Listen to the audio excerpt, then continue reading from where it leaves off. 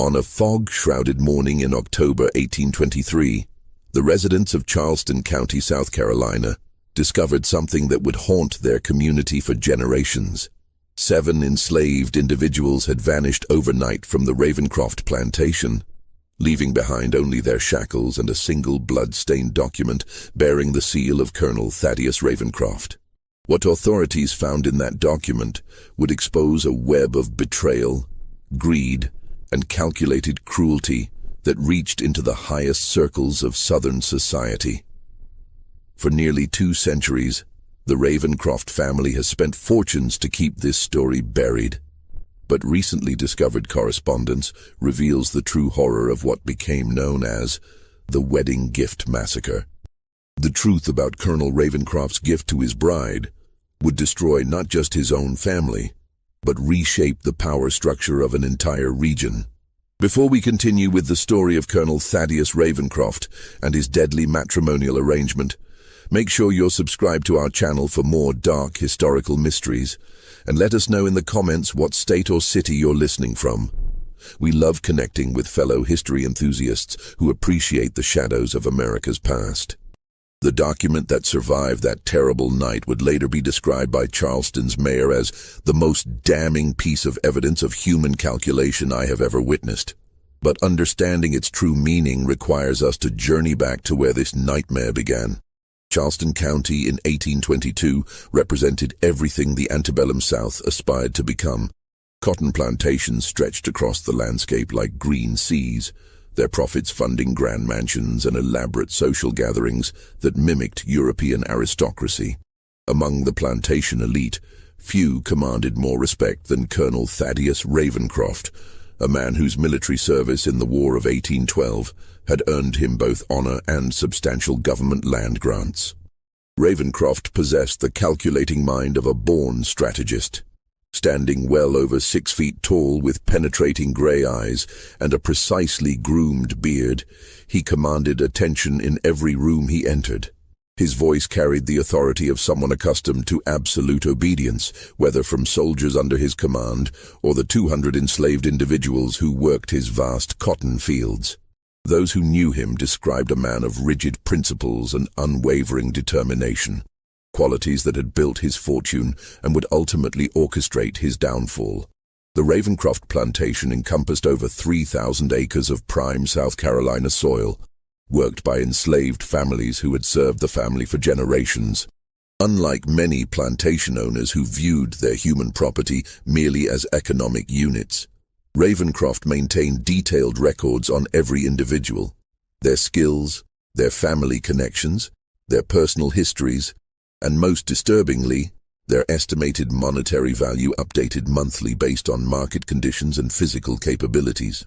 His bride-to-be, Miss Cordelia Pemberton, came from one of Savannah's most prominent families. At 23, she possessed both the refined education expected of a Southern lady and an inheritance that would substantially increase the Ravencroft holdings. Their engagement, announced in the spring of 1822, was celebrated as a perfect union of military honor and old plantation money. What the wedding guests could not have known was that Cordelia harbored ambitions that extended far beyond the traditional role of a plantation wife. During their courtship, conducted through formal visits and carefully chaperoned walks through Ravencroft's gardens, Cordelia had expressed unusual interest in the management aspects of plantation life. While most ladies of her station concerned themselves with household management and social obligations, she asked detailed questions about crop yields, labor organization, and profit margins. Ravencroft, impressed by her business acumen, began sharing information typically reserved for male associates and potential business partners. What emerged was a woman whose intelligence matched her beauty, but whose moral compass had been warped by a childhood surrounded by immense wealth built on human suffering. Cordelia's father, Horatio Pemberton, had made his fortune not just through cotton, but through the buying and selling of enslaved individuals across multiple states. She had grown up viewing human beings as commodities to be traded, bred, and disposed of according to market demands. Their wedding, scheduled for October 1822, promised to be the social event of the season. Invitations went out to plantation families from Virginia to Louisiana, and preparations began for a celebration that would last 3 days. Ravencroft spared no expense, importing French champagne, hiring musicians from New Orleans, and even commissioning a special set of china from England bearing the combined Ravencroft and Pemberton family crests. But as the wedding approached, Cordelia made a request that would set in motion a chain of events that would destroy everything Ravencroft had built. During a private dinner in September, she asked her fiancé for something no Southern bride had ever requested as a wedding gift: complete ownership and control over 7 specific enslaved individuals from his plantation. The conversation took place in Ravencroft's private study, a room lined with military maps, family portraits, and ledgers documenting every aspect of his plantation empire. Outside, September thunder rolled across the cotton fields as Cordelia presented her unusual request with the same calm precision she might use to discuss flower arrangements or menu selections.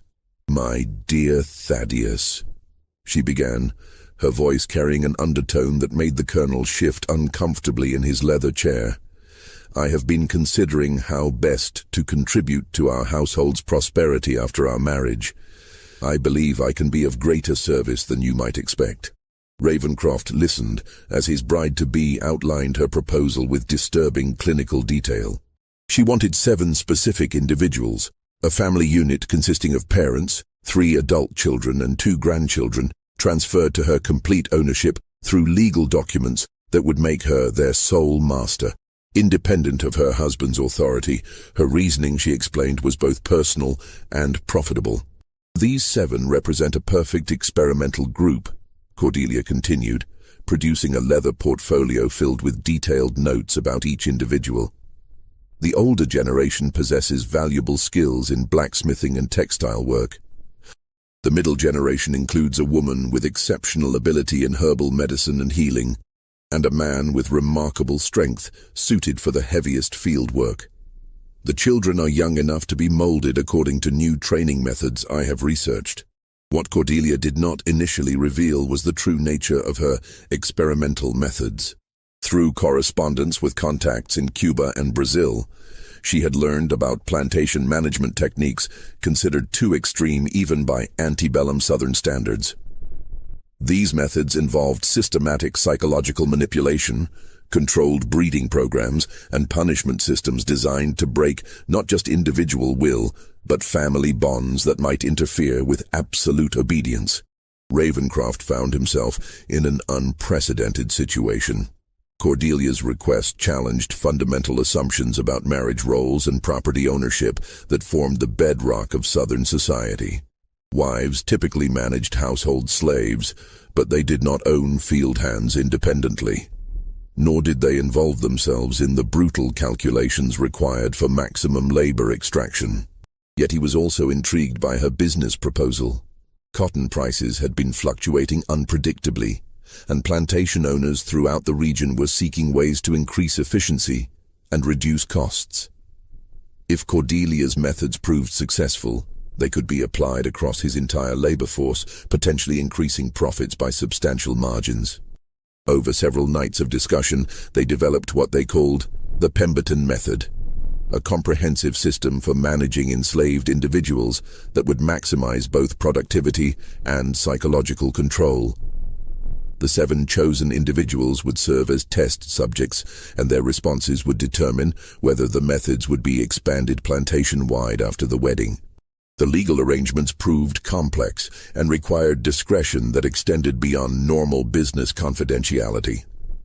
Ravencroft retained Charleston attorney Marcus Bellwether, a man known for handling sensitive plantation legal matters with absolute discretion.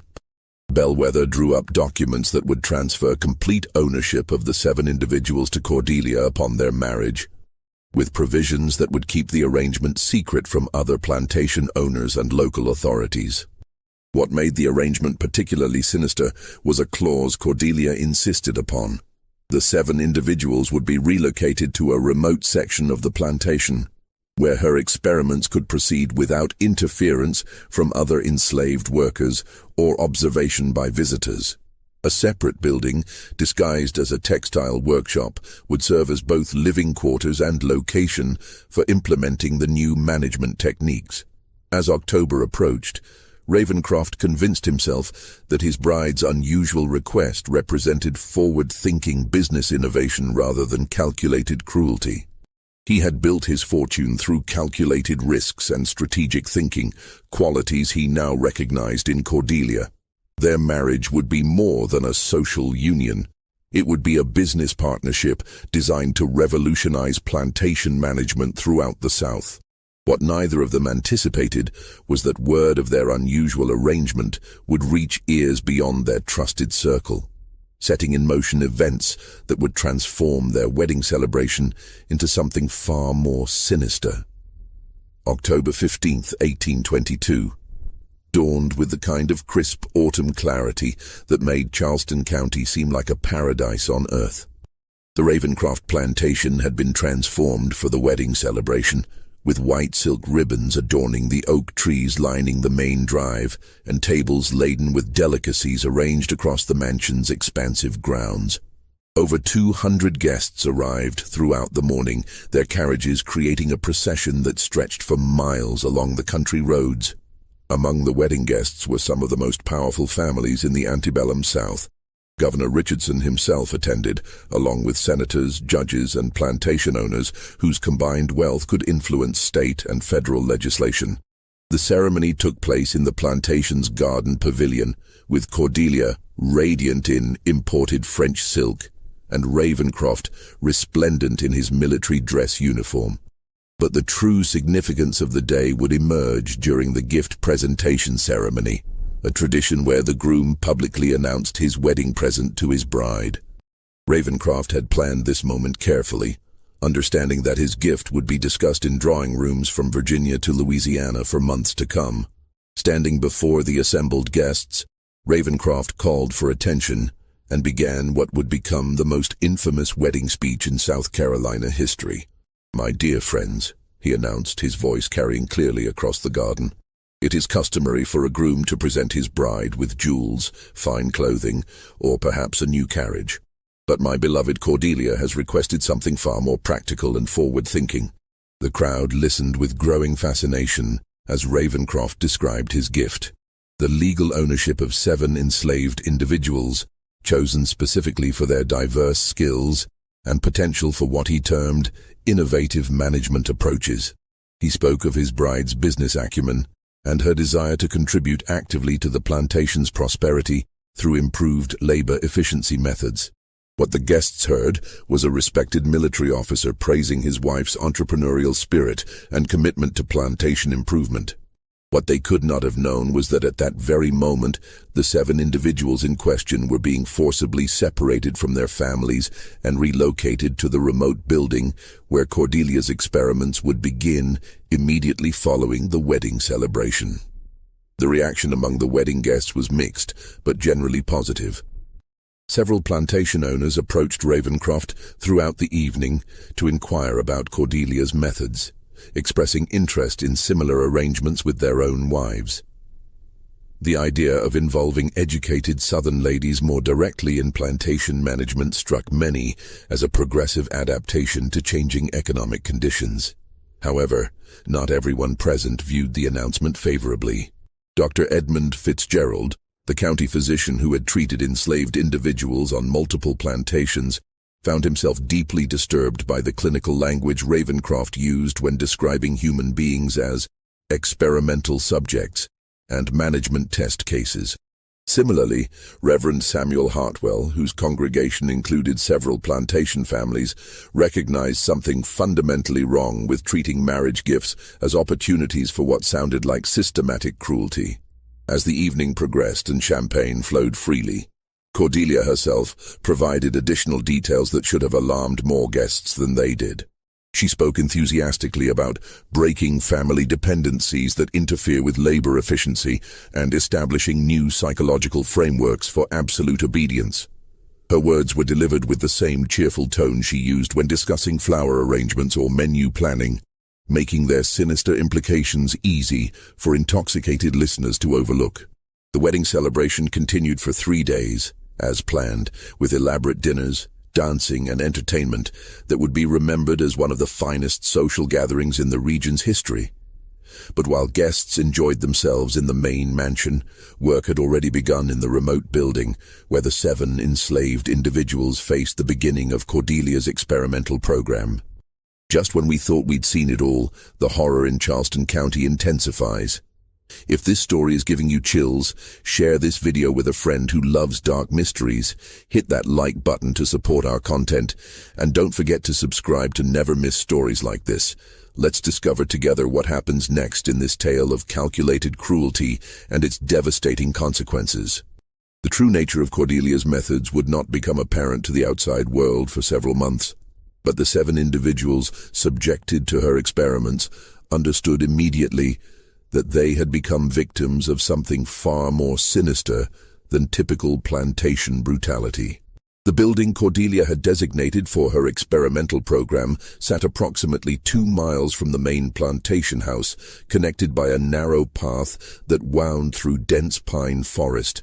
Originally constructed as a tobacco drying barn during the plantation's early years, it had been extensively modified according to Cordelia's detailed specifications during the summer months leading up to her wedding. The structure now featured reinforced walls, barred windows set too high to provide views of the surrounding area, and a series of small rooms designed to house individuals in isolation when Cordelia deemed separation necessary for her psychological manipulation techniques. Most disturbing was a central chamber she referred to as the instruction room, equipped with restraining devices and punishment apparatus that went far beyond anything typically found on even the harshest plantations. The 7 individuals chosen for Cordelia's experiment represented 3 generations of a family that had served the Ravencroft plantation for over 30 years. Joshua and Rebecca Kane, both in their 50s, possessed valuable skills as a blacksmith and seamstress respectively. Their 3 adult children, Samuel, age 28, Mary, age 26, and David, age 24, had been trained in various plantation tasks and were considered among the most reliable workers on the property. Mary's 2 young children, ages 6 and 9, completed the family unit. What made this family particularly valuable to Cordelia's purposes was their strong emotional bonds and reputation for mutual support during difficult times. Her research had convinced her that breaking these family connections would result in more compliant, productive workers who would focus entirely on their assigned tasks, rather than maintaining relationships that might interfere with absolute obedience. Cordelia's methods began with systematic isolation designed to destroy the family's communication and support systems. Each individual was assigned to separate living quarters and forbidden from speaking to other family members except during supervised work periods. Meals were provided at different times to prevent social interaction, and any attempt to communicate resulted in punishment that affected not just the individual involved, but randomly selected family members. The psychological manipulation extended to deliberately false information designed to create mistrust and suspicion among family members. Cordelia would tell Joshua that his son, Samuel, had spoken critically about his father's work performance, while simultaneously informing Samuel that his father had requested additional punishment for his eldest son's alleged laziness. These fabricated reports created tensions and doubts that gradually eroded the trust and affection that had sustained the family through previous hardships. But Cordelia's most innovative and cruel technique involved what she called productivity bonding. Family members were forced to compete against each other in various tasks, with the understanding that superior performance by one individual would result in better treatment, while inferior performance would bring punishment not just to the underperformer, but to their loved ones as well. This system transformed natural family loyalty into a source of fear and guilt, as each person's actions directly affected the welfare of those they cared about most. Winter months provided ideal conditions for Cordelia's program, as shorter daylight hours meant longer periods of confinement and limited outside contact. She maintained detailed written records of each individual's responses to her various techniques. noting changes in behavior, productivity levels, and signs of psychological breakdown with the same clinical precision she had once applied to managing her father's household accounts. The physical conditions in the modified building were deliberately harsh but not immediately life-threatening. Cordelia understood that dead or seriously injured subjects would provide no useful data and might attract unwanted attention from other plantation workers or visitors. Instead, she focused on creating constant discomfort and uncertainty that would wear down psychological resistance without causing visible evidence of mistreatment. Food rations were carefully calculated to maintain health while creating perpetual hunger that could be used as both punishment and reward. Sleeping arrangements were designed to prevent rest and recovery, with thin mattresses, inadequate blankets, and deliberately uncomfortable sleeping positions that left individuals exhausted and more susceptible to psychological manipulation. Throughout the winter months, Cordelia visited her experimental subjects daily, always accompanied by 2 trusted overseers who had been sworn to secrecy about the special arrangements. She would observe their responses to her various techniques, interview each individual separately to assess their psychological state, and adjust her methods based on what she perceived as successful or unsuccessful approaches. What Cordelia failed to anticipate was that her systematic cruelty was creating something more dangerous than broken individuals. It was forging a group of people with nothing left to lose and every reason to seek revenge against those who had destroyed their lives. By February 1823, rumors about the mysterious building and its 7 missing occupants had begun circulating through the slave quarters of the main plantation. The Kane family had been respected members of the community for decades, known for their skills, their strong family bonds, and their willingness to help others during times of illness or personal crisis. Their sudden disappearance and the strict prohibition against discussing their whereabouts had created an atmosphere of fear and suspicion among the remaining enslaved population. Martha Washington, an elderly woman who had served as an unofficial community leader for over 20 years, began quietly gathering information about what had happened to the missing family. Her position as head cook in the main house provided opportunities to overhear conversations between Ravencroft, his new wife, and their visitors, while her respected status among the enslaved community made her a natural focal point for concerns and questions. What Martha learned through careful observation and discreet inquiries painted a picture far more disturbing than typical plantation brutality. The 2 overseers assigned to the remote building had been selected specifically for their reputation for cruelty and their isolation from the main plantation community. Neither man had family connections or close friendships that might create conflicts of loyalty if they were asked to participate in activities that exceeded normal punishment protocols. More troubling were the supplies that had been delivered to the building throughout the winter months. Martha had observed wagons carrying unusual items, medical instruments that seemed designed for inflicting pain rather than providing treatment, restraining devices that appeared far more sophisticated than typical plantation punishment equipment, and large quantities of materials that suggested extended confinement rather than temporary disciplinary measures. But perhaps most disturbing were the sounds that could occasionally be heard from the direction of the remote building during quiet winter nights. Several plantation workers reported hearing screams and cries that lasted for hours, followed by periods of absolute silence that seemed somehow more ominous than the sounds of obvious suffering. Martha began organizing what she called prayer circles, gatherings where enslaved individuals would meet in secret to discuss their concerns and share information about the missing family. These meetings served multiple purposes. They provided emotional support for a community living under constant fear. They facilitated the exchange of information that might be useful for survival, and they began to foster a sense of unity and shared purpose that had previously been prevented by the plantation's size and the diverse backgrounds of its workers. Through these gatherings, a picture emerged of Cordelia's activities that went far beyond what the wedding guests had heard described as innovative management techniques. Reports from those who had observed the building from a distance suggested systematic torture designed not just to punish, but to break the human spirit in ways that would make individuals incapable of resistance or independent thought. The prayer circles also served as a means of preserving information that might otherwise be lost or forgotten. Martha insisted that detailed accounts of everything they learned about the missing family be memorized by multiple individuals, ensuring that evidence of what was happening would survive, even if those who gathered it were punished or sold to other plantations. As winter turned toward spring, these gatherings began to evolve into something more active than mere information sharing. The realization that the Kane family's fate could befall any of them at any time had created a sense of urgency that overcame the caution and resignation that typically characterized plantation life.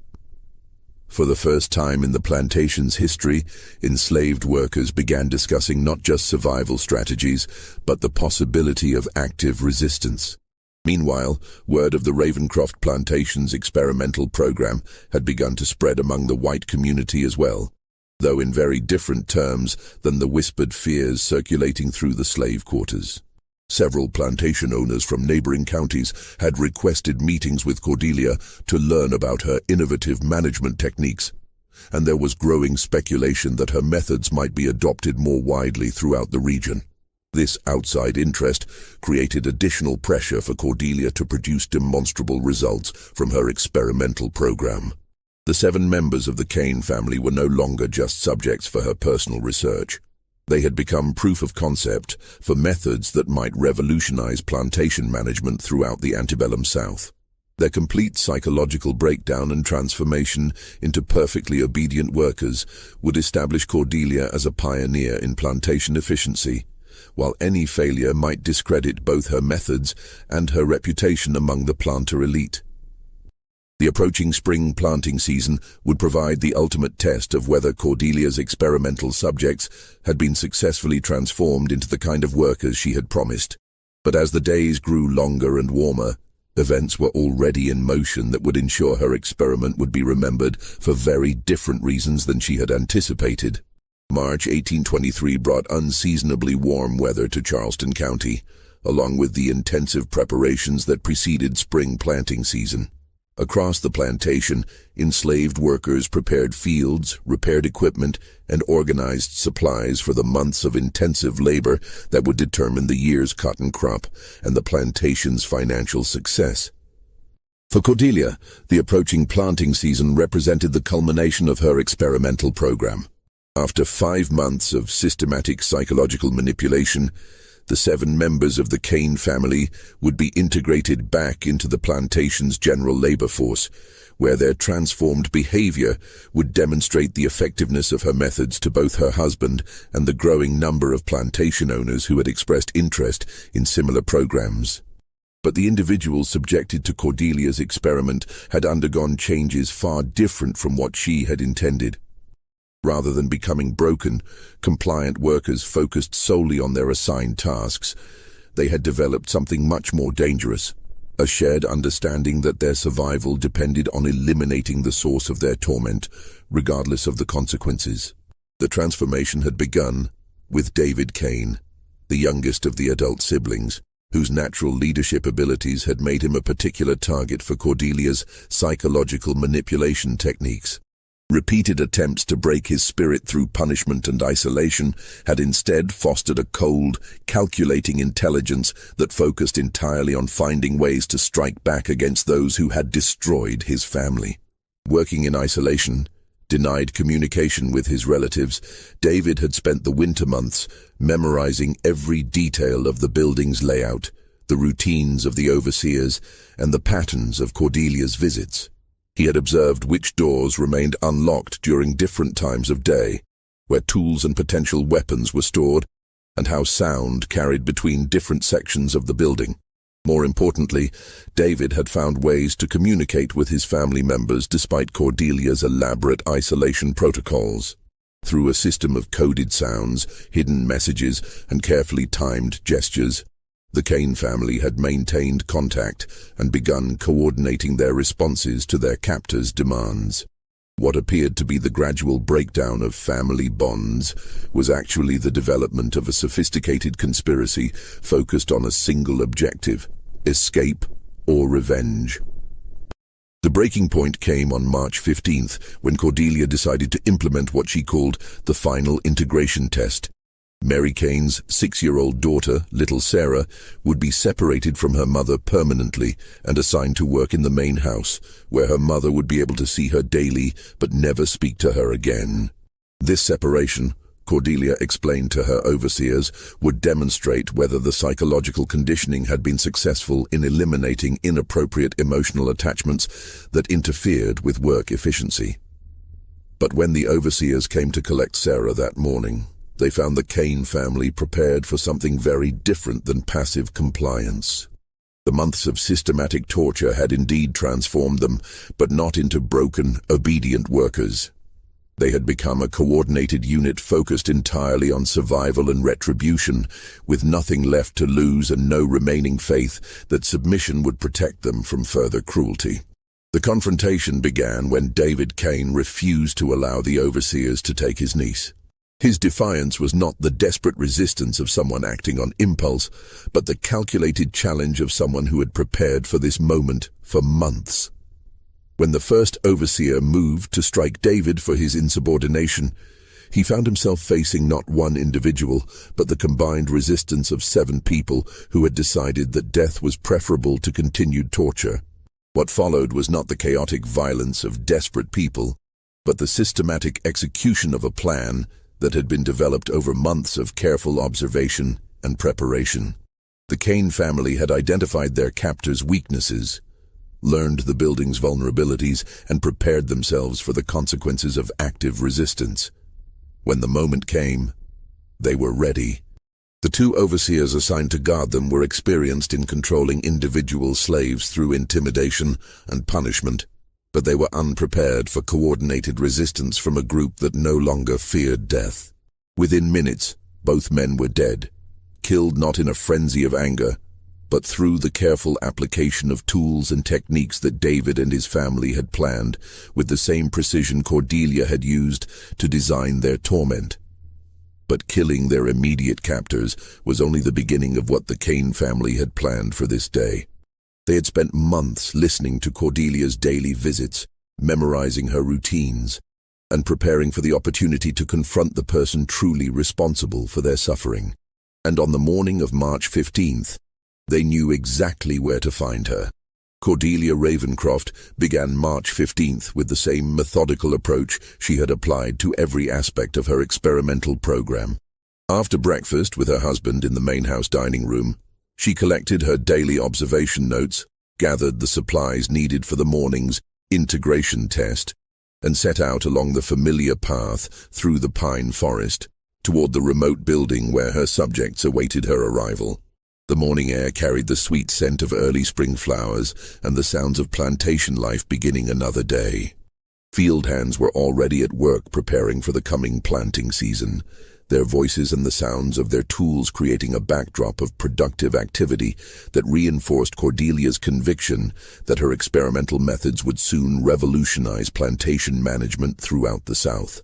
She walked with the confident stride of someone who had never encountered resistance she could not overcome through careful planning and systematic application of pressure. The 5 months of her experimental program had proceeded exactly according to her expectations, with each of the 7 subjects showing precisely the kind of psychological transformation that would make them ideal workers once they were integrated back into the plantation's general labor force. What Cordelia discovered when she reached the building was a scene that would haunt the nightmares of everyone who witnessed it for the rest of their lives.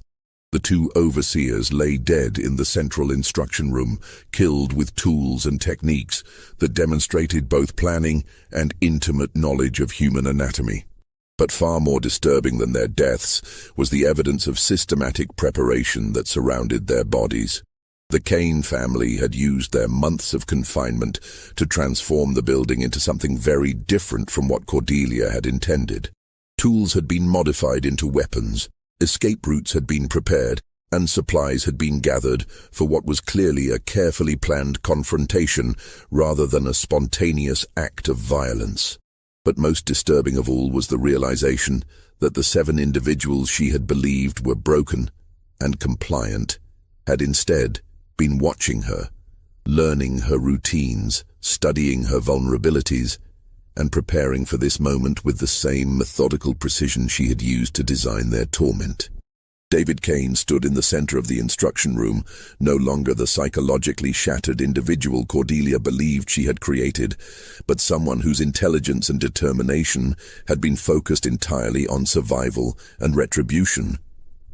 His family stood with him, arranged not in the random positions of desperate people, but in the coordinated formation of individuals who had planned every detail of what would happen next. "Mistress Cordelia," David said, his voice carrying none of the deference and submission that 5 months of torture were supposed to have instilled, "we have been waiting for you to arrive. We have something we want to discuss." What followed was not a conversation in any conventional sense, but rather the methodical presentation of a case that the Kane family had prepared over months of careful observation and analysis. They had documented every aspect of Cordelia's experimental program, memorized every detail of her methods, and prepared a comprehensive account of what had been done to them and why. But their purpose was not simply to confront their tormentor with evidence of her cruelty. The Kane family had realized that Cordelia's experimental program was intended as a model for wider implementation, and that their suffering was designed to establish methods that would be applied to enslaved individuals throughout the region. Their escape would not save others from similar fate unless they took steps to ensure that Cordelia's methods died with her program. David Kane had become something far more dangerous than a rebellious slave. He had become someone who understood exactly how the plantation system worked, who could anticipate the responses of authorities to slave rebellion, and who had developed a comprehensive plan, not just for escape, but for ensuring that evidence of Cordelia's experiments would reach people capable of taking action to prevent similar programs. The confrontation that morning was not the desperate violence of people with nothing left to lose, but the calculated execution of justice by individuals who had been transformed by their suffering into something their captors had never anticipated. When Cordelia's body was discovered later that day, the manner of her death would tell a story that authorities would spend decades trying to suppress. But the Kane family's plan extended far beyond personal revenge. They had prepared evidence, gathered documentation, and established contacts that would ensure their story reached ears beyond the local authorities who might be motivated to cover up scandals that could damage the reputation of prominent plantation families. Colonel Thaddeus Ravencroft discovered his wife's body at approximately 2 o'clock on the afternoon of March 15th, when her failure to return from her daily visit to the experimental facility had become cause for concern. What he found in the remote building would reshape not only his understanding of his wife's activities, but the entire trajectory of his life and the legacy of his family name. Cordelia lay in the central instruction room, surrounded by evidence of the experimental program that had consumed her attention for the previous 5 months. But rather than the scene of random violence that might be expected from a slave rebellion, Ravencroft encountered something far more disturbing. The systematic documentation and presentation of evidence that revealed the true nature of what his wife had been doing to the 7 members of the Kane family. The building itself had been transformed into what could only be described as a museum of cruelty, with every tool, every restraining device, and every psychological manipulation technique carefully arranged and labeled to demonstrate the comprehensive nature of Cordelia's experimental program. Written documentation, including Cordelia's own detailed notes, had been organized and presented in a manner that would leave no doubt about the deliberate, systematic nature of what had been done to the missing family. Most disturbing of all was a comprehensive written account, obviously prepared over many weeks, that detailed not only what had been done to the Kane family, But Cordelia's plans for expanding her methods throughout the plantation and her correspondence with other plantation owners who had expressed interest in similar programs. The document revealed that what Ravencroft had understood as an isolated experiment was actually intended as the foundation for a regional transformation of plantation management techniques. The Kane family themselves had vanished completely, leaving behind only the evidence of their months of suffering and a clear indication that their escape had been planned with the same systematic precision that characterized everything else about the confrontation. They had taken nothing that belonged to the plantation, destroyed nothing beyond what was necessary to eliminate their captors, and left behind a complete record that would make any cover-up attempt extraordinarily difficult. Ravencroft's immediate concern was preventing the discovery from becoming public knowledge that would destroy not only his own reputation, but the standing of every plantation owner who had been associated with Cordelia's experimental program. Within hours of finding his wife's body, he had dispatched trusted riders to contact other members of the planter elite who needed to be warned about the potential scandal and enlisted in efforts to control the narrative. The response was swift and coordinated. By evening, representatives from some of the most powerful families in South Carolina had arrived at the Ravencroft plantation to assess the situation and develop strategies for preventing the truth about Cordelia's experimental program from reaching authorities or newspapers that might use the information to attack the entire plantation system. What they discovered was evidence so damning that traditional cover-up methods would be inadequate. The systematic nature of Cordelia's cruelty, the involvement of other plantation owners in planning similar programs, and the comprehensive documentation left behind by the Kane family created risks that extended far beyond damage to individual reputations. The decision was made to implement what they called comprehensive suppression, a coordinated effort that involved local law enforcement, regional newspapers, and political authorities at the state level. The official story would be that Cordelia Ravencroft had been killed during a random slave rebellion that was quickly suppressed, with the perpetrators captured and executed to prevent similar incidents. But creating a believable alternative narrative required eliminating all evidence of the experimental program, including the building itself and everyone who had knowledge of what had actually occurred.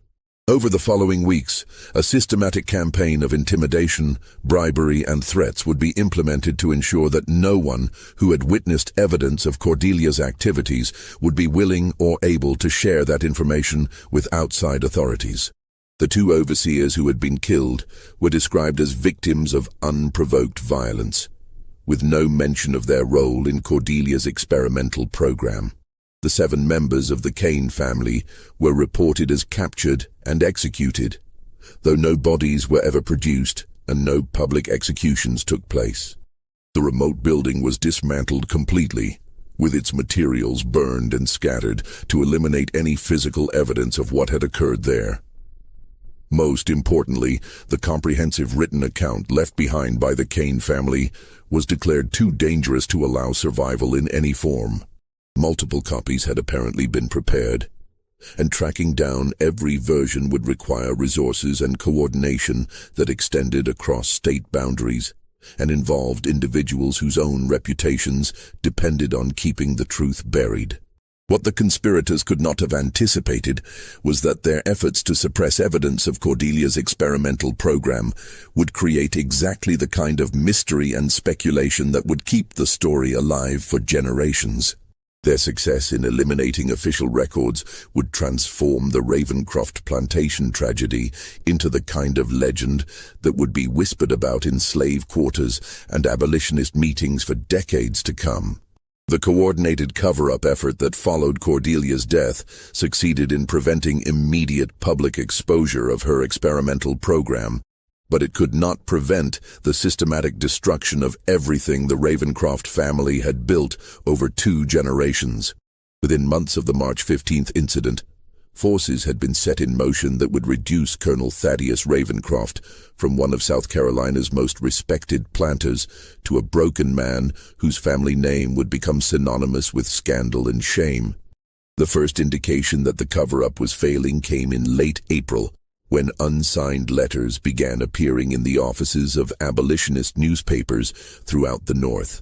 These letters contained detailed descriptions of Cordelia's experimental program, accompanied by information that could only have come from someone with intimate knowledge of both the plantation's operations and the subsequent cover-up efforts. The letters were clearly written by someone with education and sophisticated understanding of how to present evidence in ways that would be credible to skeptical readers. They included specific details about plantation layouts, names of overseers, descriptions of equipment used in the experimental program, and most damaging of all, direct quotes from correspondence between Cordelia and other plantation owners who had expressed interest in implementing similar methods. What made these revelations particularly devastating was their timing.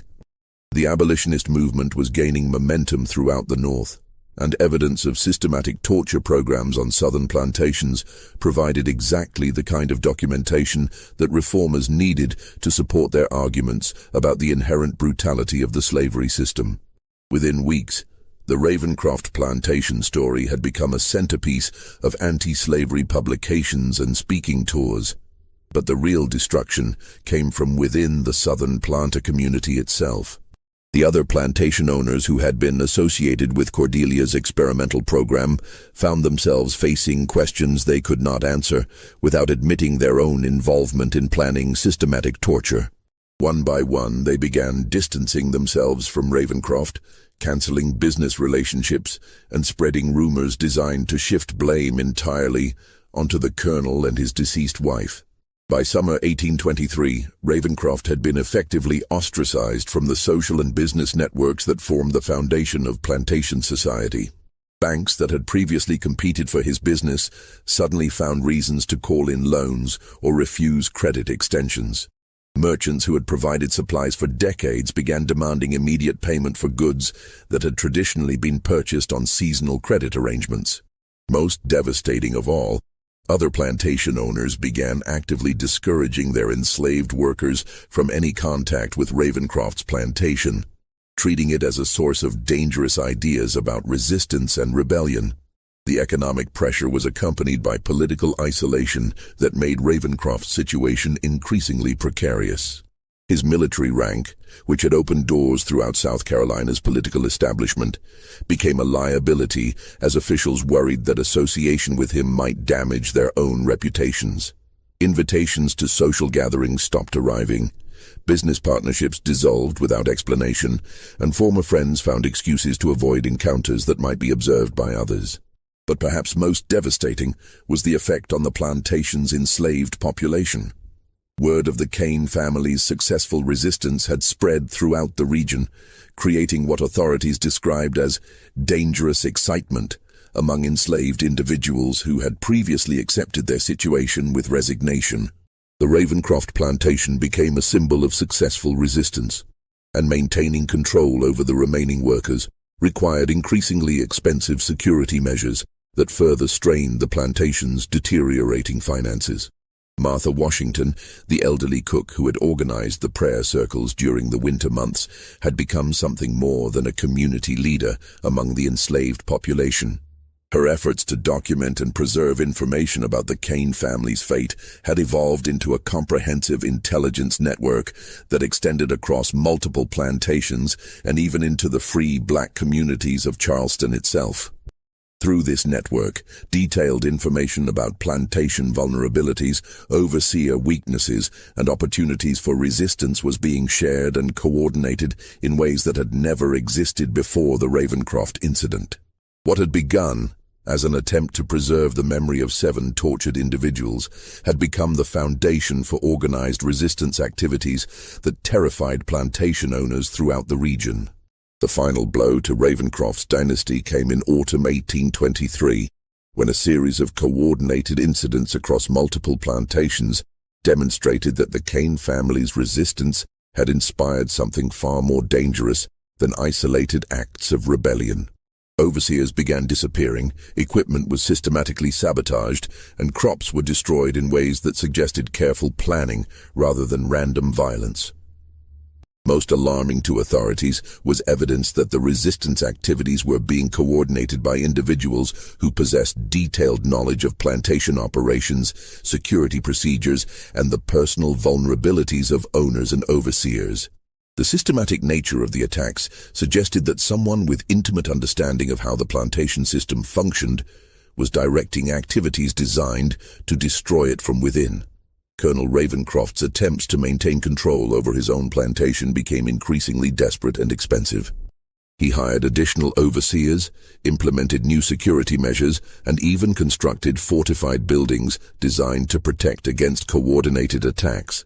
But each new precaution required resources he could no longer afford, while demonstrating to the remaining enslaved population that their resistance was having the desired effect.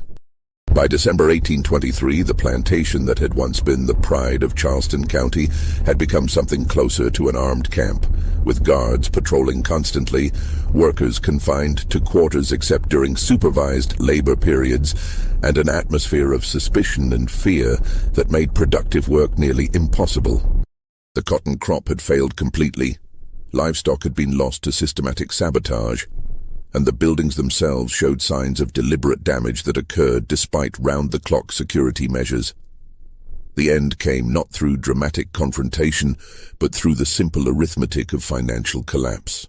Ravencroft could no longer afford to maintain the security measures necessary to protect his plantation, but he could not risk reducing them without inviting the kind of comprehensive destruction that had befallen other properties in the region. Faced with bankruptcy and the certainty that his situation would only worsen, he made the decision that would complete the destruction of his family's legacy.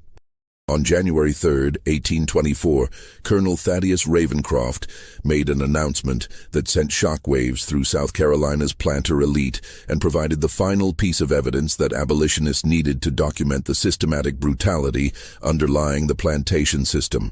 Standing in the parlor of his crumbling mansion, surrounded by furniture that would soon be sold to pay creditors, he confessed the full truth about his wife's experimental program and his own role in concealing evidence of her crimes. The confession was not motivated by remorse or moral awakening, but by the calculated recognition that his enemies already possessed enough information to destroy him completely, while his former allies had abandoned him to protect their own interests. By controlling the narrative of his own downfall, Ravencroft hoped to salvage some remnant of dignity while ensuring that others who had participated in planning similar experimental programs would face consequences for their involvement. What Ravencroft revealed was a network of correspondence and collaboration that extended far beyond his own plantation. Cordelia's experimental program had been designed as a pilot project for methods that would be implemented across dozens of plantations throughout South Carolina, Georgia, and Alabama. The systematic torture techniques she had developed were intended to become standard practices that would revolutionize plantation management and increase profits by breaking the human spirit so completely that resistance would become psychologically impossible.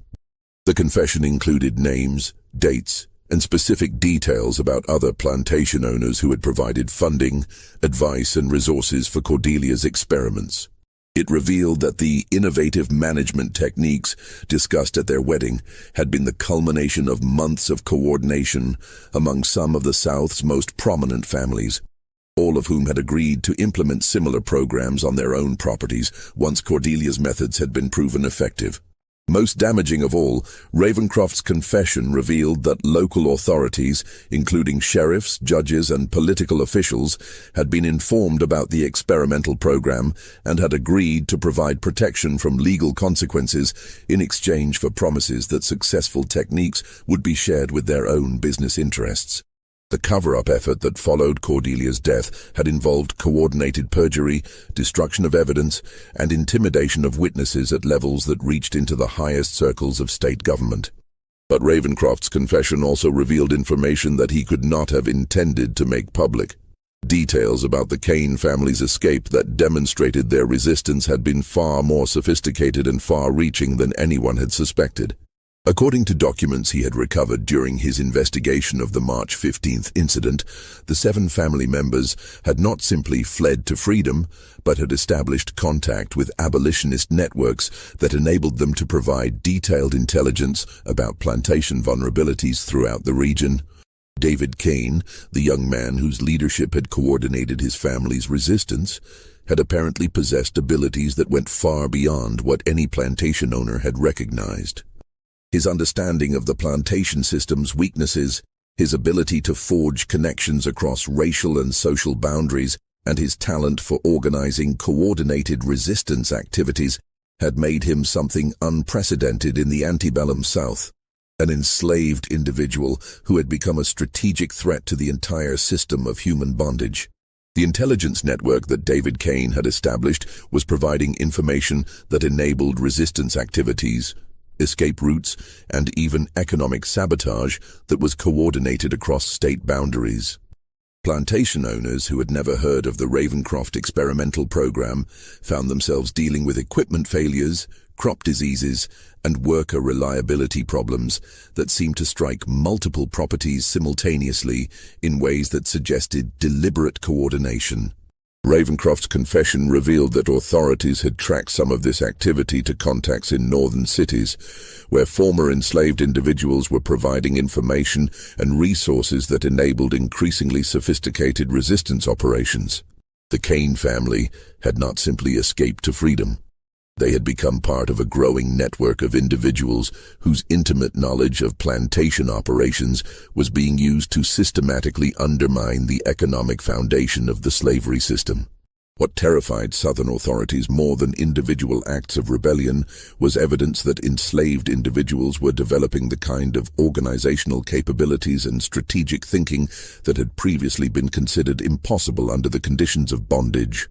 The Ravencroft incident had demonstrated that systematic cruelty designed to break human spirit could instead forge individuals into something far more dangerous than compliant workers. The confession's most shocking revelation concerned the ultimate fate of Cordelia herself. According to documents that Ravencroft had discovered but initially concealed, his wife had not been killed during the March 15th confrontation. Instead, she had been taken alive by the Kane family, who had subjected her to a carefully planned psychological demonstration of her own experimental techniques, before allowing her to die from injuries that were inflicted with the same systematic precision she had used to torture others. The evidence suggested that Cordelia had spent her final hours experiencing every technique she had developed for breaking human spirit, administered by individuals who had intimate knowledge of her methods and unlimited motivation to ensure she understood exactly how her victims had suffered. Her death had been neither quick nor merciful, but rather a comprehensive education in the consequences of treating other human beings as experimental subjects for systematic cruelty. This mystery shows us that the greatest horrors in American history often emerged not from supernatural forces, but from the calculated cruelty that humans can inflict upon one another, when they convince themselves that some lives matter less than others. What do you think of this story? Do you believe everything was revealed, or do you think there are still secrets buried in the Charleston County archives? Leave your comment below. If you enjoyed this tale and want more horror stories like this, subscribe, hit the notification bell, and share with someone who loves mysteries. The shadows of America's past hold many more secrets waiting to be uncovered, and we'll be here to explore them with you. The Ravencroft plantation was abandoned in February 1824, its buildings left to decay, while creditors fought over assets that proved insufficient to cover the colonel's debts. Thaddeus Ravencroft himself disappeared shortly after making his confession, with some reports suggesting he had fled to Mexico, while others claimed he had taken his own life rather than face the consequences of his revelations. But the true legacy of the Ravencroft incident extended far beyond the destruction of a single family's fortune. The experimental program that Cordelia had designed, and the resistance network that the Kane family had inspired, became symbols that influenced both the abolitionist movement and the evolution of plantation management techniques throughout the antebellum period. In the North, detailed accounts of Cordelia's systematic torture methods provided abolitionists with documentation that supported their arguments about the inherent brutality of slavery. The Ravencroft Confession became required reading in anti-slavery societies and helped convince previously neutral observers that the plantation system was fundamentally incompatible with Christian values and American principles of human dignity. More importantly, the story of the Kane family's successful resistance became a source of inspiration for enslaved individuals throughout the South who had previously accepted their situation as unchangeable. The knowledge that 7 people had not only survived systematic torture, but had successfully escaped and established networks for helping others demonstrated that resistance was possible even under the most oppressive conditions. The intelligence networks that David Kane had established continued operating long after the Ravencroft plantation's collapse, providing information and resources that enabled escape routes, resistance activities, and economic sabotage that contributed to the growing instability of the slavery system. By the 1850s, plantation owners throughout the region were dealing with problems that seemed to indicate coordinated opposition rather than isolated incidents of rebellion. Perhaps most significantly, the Ravencroft incident demonstrated that systematic cruelty designed to break human spirit could instead forge individuals into something far more dangerous than compliant workers. The 7 members of the Kane family had been transformed by their suffering into strategic thinkers whose understanding of the plantation system's vulnerabilities enabled them to strike back in ways that their tormentors had never anticipated. The abandoned Ravencroft plantation became a destination for curious visitors and a source of local legends that persisted well into the 20th century. Stories circulated about mysterious lights in the ruins of the main house, unexplained sounds from the location where the experimental building had stood, and sightings of figures that seemed to be searching for something among the overgrown cotton fields. But perhaps the most enduring legacy of the Ravencroft tragedy was its demonstration that the greatest horrors in human history often emerge not from supernatural forces, but from the calculated decisions of individuals who convince themselves that some lives matter less than others. The systematic torture that Cordelia had designed was not the product of mental illness or sudden passion, but of careful planning by educated, socially prominent individuals who had rationalized cruelty as business innovation. The documents that survived the cover-up effort, scattered across archives from Charleston to Boston, continue to provide historians with evidence of how the plantation system functioned and how resistance networks developed in response to systematic oppression. The Ravencroft Papers, as they came to be known, offer rare insight into both the brutal calculations that sustained human bondage and the sophisticated strategies that enslaved individuals developed to resist and ultimately undermine their oppressors. Today, the site where the Ravencroft plantation once stood is marked only by foundation stones and a historical marker that provides a sanitized account of the property's significance in the region's agricultural development. But for those who know where to look, evidence remains of the experimental building where 7 individuals endured months of systematic torture before transforming their suffering into the foundation for a resistance network that would contribute to the eventual collapse of the system that had enslaved them. The true story of Colonel Thaddeus Ravencroft and his wife's wedding gift of 7 human beings serves as a reminder that the shadows of America's past continue to shape our present, and that the most important historical lessons often come from confronting the uncomfortable truths about what humans are capable of doing to one another, when systems of power convince them that cruelty can be justified. It is progress.